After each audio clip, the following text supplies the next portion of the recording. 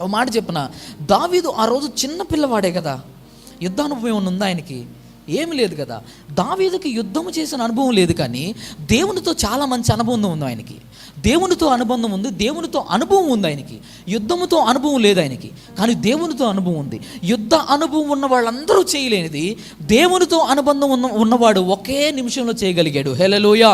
నీ జీవితంలో ఎంతో అనుభవం ఉంటే నీవు సాధించగలిగే కార్యాలు, దేవునితో ఒక్కరోజు నీవు కలిగిన అనుబంధాన్ని బట్టి ఆ కార్యాలు సులువుగా చేయగలుగుతాడు నా దేవుడు. హల్లెలూయా. ఆయన చేయగలిగిన కార్యాలు నువ్వు సాధించలేనివి కన్నా, నీవు ఊహించిన దానికన్నా గొప్పగా చేసేస్తాడు ఆయన. ఈరోజు రాహాబు యొక్క విశ్వాసము స్థాయి రాహాబు స్థితిని మార్చడం కాదు, రాహాబు తరాన్నే మార్చేసిందంట. హల్లెలూయా. ఈరోజు నువ్వు వెళ్ళి బోయాజు ఇలారా, ఏంటి పంపు నువ్వు ఇంత ఆస్తిపరుడిగా ఎలా మార్చగలిగావు? అసలు ఇలా కాదు, అసలు నువ్వు రూతుని ఎందుకు పెళ్లి చేసుకున్నావు? అసలు రూతుని ఎందుకు పెళ్లి చేసుకున్నావు అంటే రాహాబు ఏం చెప్తాడో తెలుసా?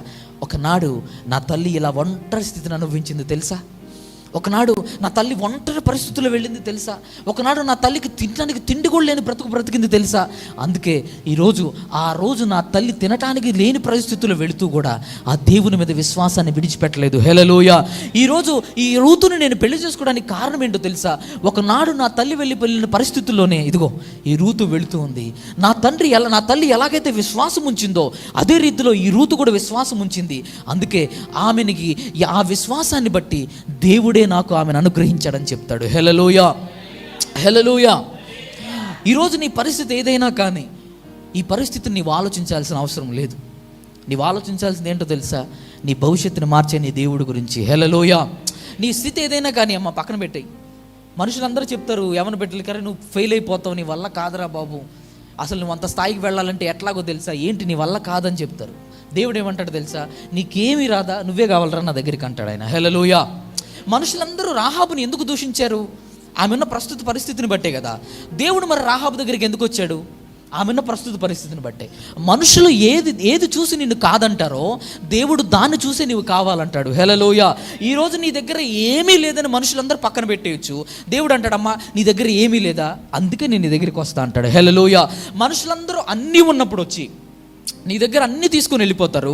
దేవుడు ఏమీ లేనప్పుడు వస్తాడు, అన్నీ నీకు ఇచ్చేసి నీకు ఇంకా చాలు ప్రవ్వా అనేటట్లు నిన్ను ఆశీర్వదించి వెళ్ళిపోతాడు ఆయన. హల్లెలూయా. అసలు అలాంటి గొప్ప దేవుణ్ణి విశ్వసించకుండా మనం చేసే భక్తి ఏం భక్తమ్మా? అసలు ఆయనని కళ్ళు మూసుకొని విశ్వసించడం కన్నా ఇంకా మన జీవితాల్లో సులువైన కార్యం ఏమైనా ఉంటుందా? ఏముండదు కదా. ఒకనాడు నేను హైదరాబాద్ ప్రాంతానికి వెళ్ళి చదువుకోవడానికి వెళ్ళి ఆ ప్రాంతంలో వెళ్ళినప్పుడు నన్ను అందరూ అనుకున్నారు, మా ఇంట్లో అందరూ, వీడి జీవితం అబ్బా వీడు చదువుకోకుండా హైదరాబాద్ వెళ్ళి విఎఫ్ఎక్స్ అది ఇది అని అంటున్నాడు, ఏంటి వీడి పరిస్థితి అని అనుకున్నారు అందరూ. ఆ రోజు రాత్రి నేను దేవుని ప్రార్థిస్తూ ఉన్నా, ప్రభువా ఏంటి నాయన నా పరిస్థితి, నీవు పంపితే వచ్చా, ఈరోజు నా పరిస్థితి, నా భవిష్యత్తు ఏంటి ప్రభువా అని ఆలోచిస్తూ ఉన్నా. మీకు మాట చెప్పనా, ఆ రోజు నేనున్న ప్రస్తుత పరిస్థితిని చూసి చాలామంది నన్ను విడిచిపెట్టి వెళ్ళిపోయారు చదువుకున్నోళ్ళు. నేను డాక్టర్ అవ్వాలనేది మా అమ్మ కోరిక, నేను డాక్టర్ అవ్వను, నేను విఎఫ్ఎక్స్ ఇంజనీర్ అవుతానని నా కోరిక. అలా వెళ్ళిపోయా. చాలామంది నా డాక్టర్ ఫ్రెండ్స్ అందరూ నన్ను విడిచిపెట్టి వెళ్ళిపోయారు. చాలామంది వీడు వెళ్ళాడు ఏం చదువుతారు అసలు ఏంటని వెళ్ళిపోయారు. అలాంటి పరిస్థితుల్లో నా దేవుని మీద విశ్వాసాన్ని మాత్రం విడిచిపెట్టలే. మా అమ్మ నాతో ఎప్పుడో ఒక మాట చెప్తుండేది, ఏంటో తెలుసా? నీ స్థితిని మార్చేది మేం కాదు నాన్న, నీ స్థితిని మార్చేది మేము పెట్టే డబ్బులు కాదు, నీ స్థితిలో కార్యం జరిగించేది, నీ భవిష్యత్తుని కట్టేది ఈరోజు మేము నేను చదివించే చదువు కాదు, నీ దేవుని మీద నీవు కలిగిన విశ్వాసం తప్ప నీ భవిష్యత్తుని ఏది మార్చలేదని చెప్పింది. హల్లెలూయా. ఆ ఒక మాట బలంగా గుర్తుండిపోయి, ప్రవ్వా నీ మీద విశ్వాసం అయితే ఉంది, నేను వచ్చిన హైదరాబాద్ని బట్టి కాదు, నేను తీసుకున్న కోర్సుని బట్టి కాదు, ఏమి కాదు, నీ మీదే విశ్వాసం. నాకు ఒక మాట చెప్పా, 3 సంవత్సరాల్లో ఒకటి కింద పనిచేసే స్థాయిలో ఉంటాను అనుకున్న వాడిని నేనే కొంతమందికి ఉద్యోగం ఇచ్చే స్థాయికి నా దేవుడు నన్ను మార్చేశాడు. Hallelujah. Hallelujah. One of the top post production కంపెనీకి నన్ను సీఈఓగా మార్చేశాడు దేవుడు. హల్లెలూయా. హల్లెలూయా. మీకు మాట తెలుసా, ఎంతమంది అయితే నన్ను విడిచిపెట్టి వెళ్ళిపోయారో వాళ్ళందరూ, సార్ మీ దానిలో ఉద్యోగం ఉంటే ఇవ్వచ్చు కదా, కరోనా వచ్చేసింది మాకు జాబులు, మీ దానిలో జాబు ఇవ్వచ్చు కదా అని ప్రతిరోజు నా వెంట పడే స్థాయికి దేవుడు తీసుకొని వెళ్ళిపోయాడు. హల్లెలూయా. అసలు నీవు అనుకున్న తెలివితో నువ్వు వెళితే మహా అయితే నీకు మంచి ఉద్యోగం వస్తుందమ్మా, అంతే. ఓ మంచి ఉద్యోగం వచ్చింది. ఆ మంచి ఉద్యోగం ఏంటో తెలుసా? నీవు 10,000 20,000 కోసం ట్రై చేస్తే అది మేబీ ఒక 25,000 రావచ్చు. కానీ నీవు దేవుని మీద విశ్వాసం తెలితే ఏం జరుగుతుందో తెలుసా? నీవు 25,000 కాదు, ఒక్కొక్కళ్ళకి 50,000 ఇచ్చేంత స్థాయికి నువ్వు వెళ్ళిపోతావు అంతే. హల్లెలూయా. దేవుడు అంటాడు, అరే మీరు అప్పు తీసుకునే వారిలా ఉంచాలనేది కాదు నా ఉద్దేశం, మీరు అప్పు ఇచ్చేవాళ్ళుగా ఉంచాలంటున్నాడు. హల్లెలూయా.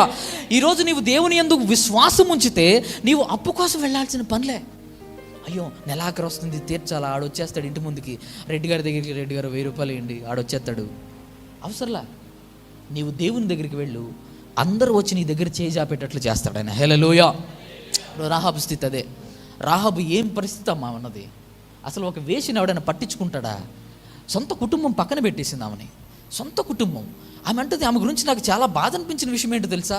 వేగుల వారితో అంటుంది ఆమె, అయ్యా మీకు దేవుడు ఇది అప్పగించేస్తే నన్ను మాత్రం కాదు, నా కుటుంబాన్ని, నా సహోదరుల్ని అందరినీ రక్షించరా, వీరిని మాత్రం నాశనం చేయొద్దయ్యా అని తన కుటుంబం కోసం ప్రాధేయపడుతుంది వారితో. అసలు ఎంత మంచిదామె. అసలు అంత మంచిగా ఉన్న ఆమెను విడిచిపెట్టి వెళ్ళిపోయింది ఆ కుటుంబం. అలాంటి స్థితిని నా దేవుడు ఈ పరిశుద్ధ గ్రంథంలో రాసే స్థితిలో మార్చాడు ఆమెని. హల్లెలూయా. ఈరోజు నీ విశ్వాసపు స్థాయి ఎలా ఉండాలో తెలుసా? ఎలా ఉండాలో తెలుసా? నీ సమస్య నిన్ను చూసి భయపడిపోవాలా. అరే వీళ్ళ విశ్వాసాన్ని మనం తట్టుకోలేములే, వీళ్ళ విశ్వాసాన్ని తట్టుకోలేము, మన వల్ల కాదు అని ఆ సమస్య నిన్ను చూసి భయపడి వెళ్ళిపోయేటట్లు ఉండాలా. ఆ స్థాయికి నువ్వు వెళ్ళిన రోజున నీ దేవుడు నీ పక్కనే నిలబడి నీవు ఏం చేయాలో, ఎలా ఉండాలో అన్నీ నీకు చెప్పేస్తూ ఉంటాడు. ఈరోజు నీవు ఉన్న స్థితి నెక్స్ట్ ఇయర్ నీవు ఉండవు అంతే. హల్లెలూయా. ఈరోజు మేబీ నీవు ఆర్థిక సహాయం కోసం ఎదురు చూస్తూ ఉండొచ్చు, ఈ కుటుంబంలో ఒక మంచి బ్రేక్ త్రూ కోసం ఎదురు చూస్తూ ఉండొచ్చు. రాబోతున్న సంవత్సరంలో గనక నీ జీవితంలో దేవుని యందు విశ్వాసం ఉంచగలిగితే రాబోతున్న సంవత్సరంలో నీవున్న స్థితిలో నీవు ఉండవు. హల్లెలూయా. హల్లెలూయా. నీవు ఇప్పుడు ఎలాంటి పరిస్థితుల్లో దేవుని మందిరంలో కూర్చున్నావో వచ్చే సంవత్సరం ఇదే పరిస్థితుల్లో నువ్వు కూర్చోవు. హల్లెలూయా. అలాంటి స్థాయికి నిన్ను తీసుకొని వెళ్ళాలి అని అంటే నీ దేవుని మీద నీవు గుడ్డిగా విశ్వాసం పెట్టుకుని వెళ్ళిపో అంతే. నీ కళ్ళ ముందున్న సమస్య ఎంత పెద్దదైనా కానీ, అది ఎంత పెద్ద అప్పు అయినా కానీ, నీ భర్త ఎంత పెద్దగా మాట అయినా వినకపోని, ఏమి చెప్పినా వినకపోని, నీ కళ్ళ ముందు నీకు సహాయము, అసలు ఎవరో ఒక సహాయకులు వచ్చి నన్ను ఇందు నుంచి బయట పడేస్తే తప్ప నా కుటుంబం మారదు అనే స్థితి అయినా సరే, నీ దేవుని యందు నీ విశ్వాసం ఉంచితే ఆయన పంపించే సహాయకులు ఎలా ఉంటారో తెలుసా? వాళ్ళు వస్తారు, సహాయం చేస్తారు, వెళ్ళిపోతారు అంతే. హల్లెలూయా.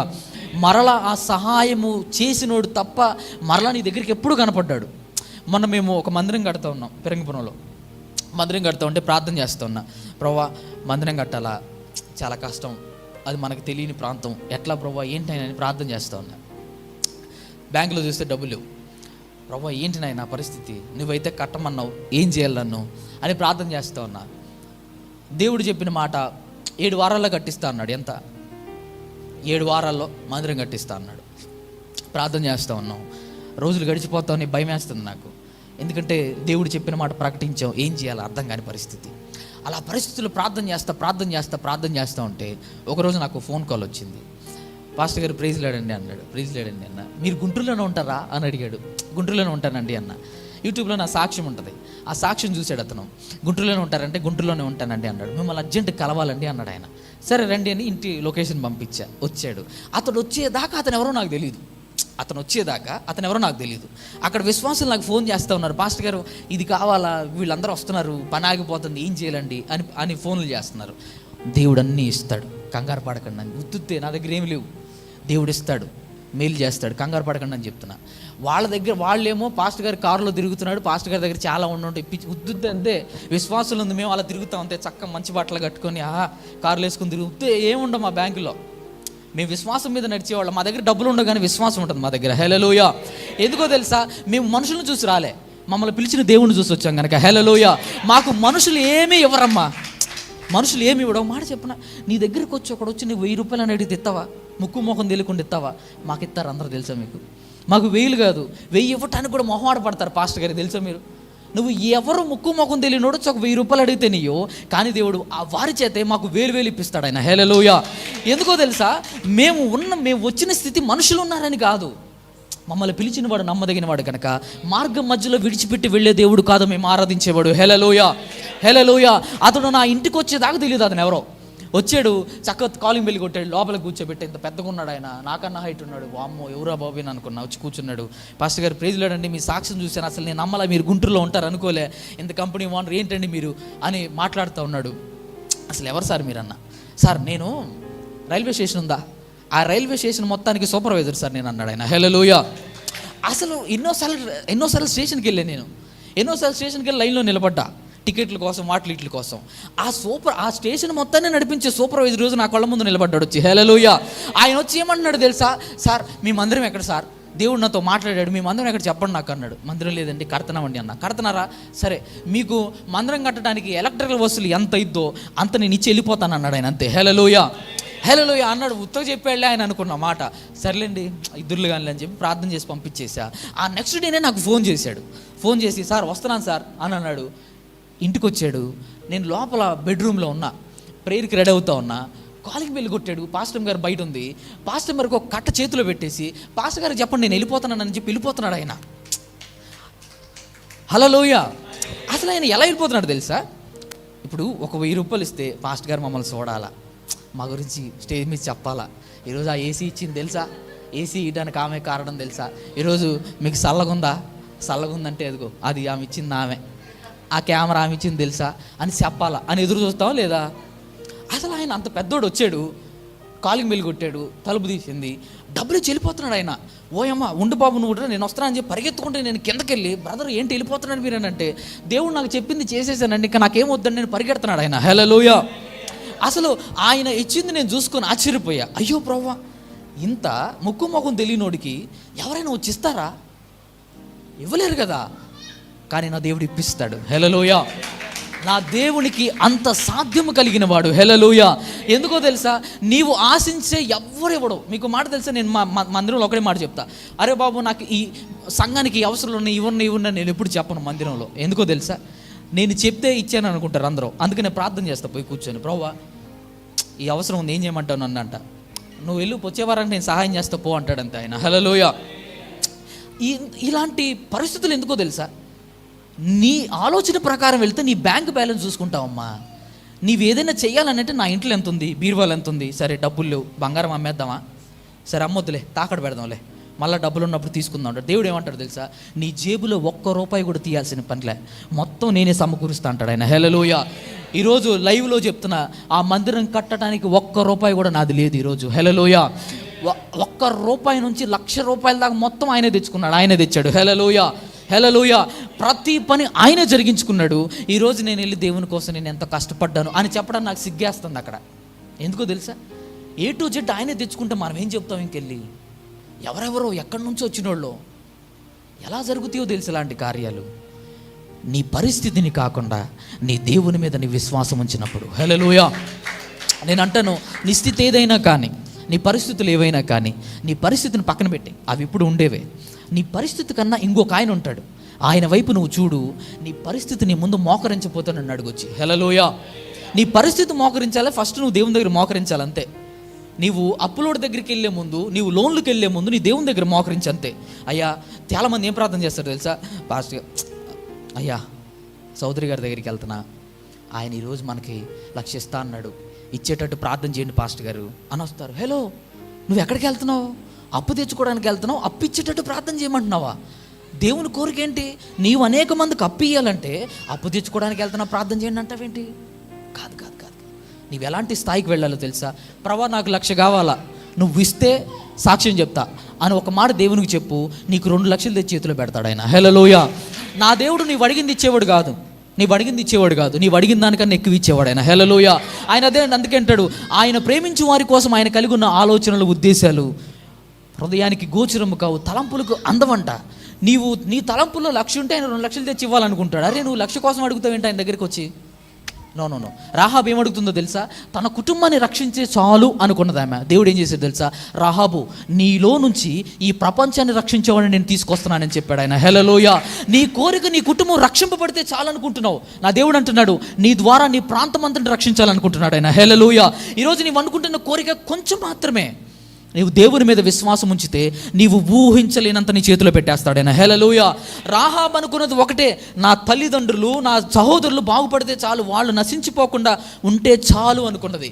కానీ అదే గర్భంలో నుంచి ఈ దేశంలో, ఈ ప్రపంచంలో ఉన్న ప్రతి మనుషుణ్ణి రక్షించడానికి ఈ లోక రక్షకుడిని తీసుకొని వచ్చాడు ఆయన. హల్లెలూయా.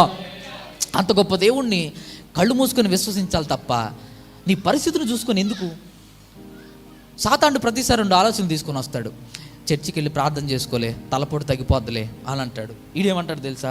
తలపోటుకు కూడా ప్రార్థన చేయించుకుంటావా, వేసుకొచ్చిన టాబ్లెట్ శానిటైన్ వేసుకో అని అంటాడు. అంటాడా లేదా?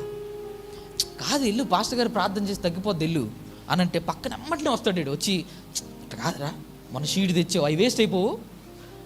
20 రూపాయలు పెట్టి తెచ్చావు షీట్, అవి వేస్ట్ అయిపోవా? వేసుకో, ఒకటి వేసుకో.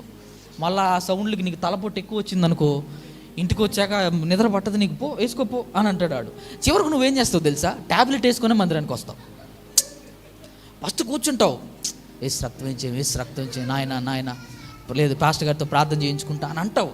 నీవు గుమ్మంలో నుంచి కాలు బయట పెట్టి లోపల నీ నోట్లో ట్యాబ్లెట్ ఉంటుంది. వాడు నేను అలా చేసేస్తాడు. అసలు నీ విశ్వాసపు స్థాయిని ఎలా మాయ చేస్తున్నాడు తెలుసా సాతానుడు? తెలుసా? నీకు మాట తెలుసా? నీవు ఆ విశ్వాసంతో ట్యాబ్లెట్ పక్కన పెట్టి దేవుని మందిరంలో కాలు పెట్టగానే నీ యొక్క ఆరోగ్యం బాగుపరిచేస్తాడు ఆయన. హల్లెలూయా. ఎందుకో తెలుసా? నీ విశ్వాసాన్ని బట్టి కార్యం చేస్తాడు ఆయన, అంతే. నీ వేసుకున్న ట్యాబ్లెట్లను బట్టి కాదు. వాడు ఏం చేస్తాడో తెలుసా? నిన్ను ఆ విశ్వాసపు స్థాయిలోనికి వెళ్లకుండా చేయాలనేది వాడి ఉద్దేశం, అంతే.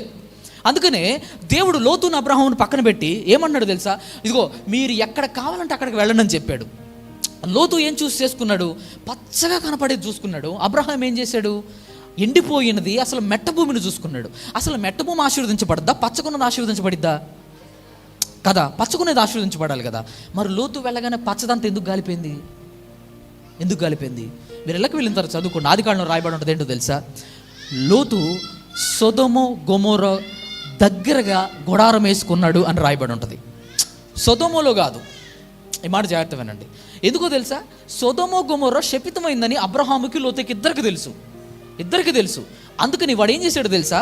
లోతు ఇట్రా, నువ్వు సొదొమ గొమొర్రా లోపల ఉండట్లేదు నాన్న, సొదొమ గొమొర్రాకు దగ్గర ఉంటున్నావు అంతే, ఏమైంది అన్నాడు. మాట విన్నాడు లోతు. సొదొమ గొమొర్రా దగ్గరలో గుడారం వేసుకున్నాడు. బాగానే ఉంది, అక్కడ దా బాగానే ఉంది. పచ్చగా ఆస్తిపరుడై వెళ్ళాడు లోతు. ఆస్తి కలిగిన వాడిగా వెళ్ళిన వాడు 14వ అధ్యాయంలో ఏముంటుందో తెలుసా? లోతు సొదొమ గొమొర్రాలో నివాసం ఉండటం ద్వారా లోతు కుటుంబము అతనికి కలిగినంతయు కూడా శత్రువులు దోచుకొని వెళ్ళిపోతారట. ఇప్పుడు ఫస్ట్ వెళ్ళేటప్పుడు ఎక్కడున్నాడు? దగ్గర ఉన్నాడు. నెక్స్ట్ అధ్యాయంలో ఎక్కడున్నాడు? లోపల ఉన్నాడు. వాడి ఉద్దేశం అదే. వాడు నిన్ను ఏం చేస్తాడు తెలుసా? తప్పు చెయ్యి అని చెప్పడాడు, తప్పు చెయ్యి అంటాడు. తప్పు చెయ్యొద్దు అంటూనే నిన్ను తప్పులోకి నడిపించేస్తాడు. అర్థమైందా? హల్లెలూయా. దేవుడు మీతో మాట్లాడుతున్నాడా? పరిశుద్ధాత్ముడు మీతో మాట్లాడుతున్నాడు. అర్థమవుతుందా? హల్లెలూయా. ఎలాగో చెప్తా. వాడు నీకు అబద్ధం చెప్పడమ్మా, నీ విశ్వాసం నుంచి నేను విడిపించడానికి వాడు నీకు అబద్ధం చెప్పడం, కానీ నిజాన్ని దాచిపెడతాడు, అంతే. అర్థమైంది? ఎలాగో చెప్తాను చూడండి. వాడు నీకు చెప్పేది కూడా నిజమే. ఎలాగంటే దేవుడు అవ్వతో ఏం చెప్పాడు? ఈ ఫలము తిను దినమన నువ్వు నిశ్చయంగా చచ్చెదవు అన్నాడా లేదా?